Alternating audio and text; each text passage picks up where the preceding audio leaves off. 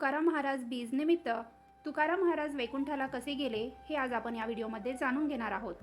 फाल्गुन वद्य द्वितीया, ज्याला आता तुकाराम बीज म्हटले जाते, या दिवशी तुकाराम महाराज वैकुंठाला गेले असे मानले जाते।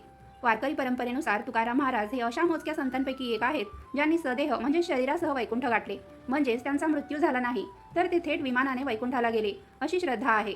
असे म्हटले जाते की त्यांच्या भक्तीने प्रसन्न होऊन साक्षात भगवान विष्णूंनी त्यांना नेण्यासाठी गरुड विमान धाडले होते।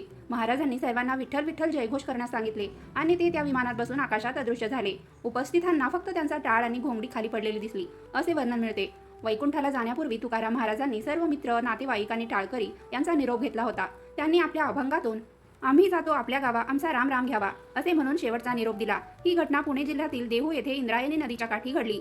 असे म्हटले जाते की देहूतील नांदुरकीचा वृक्ष आजही तुकाराम बीजेच्या दिवशी दुपारी 12 वाजता ज्यावेळी महाराज वैकुंठाला गेले होते त्यावेळी हलतो, ज्याला भाविक वैकुंठ गमनाचा पुरावा मानतात।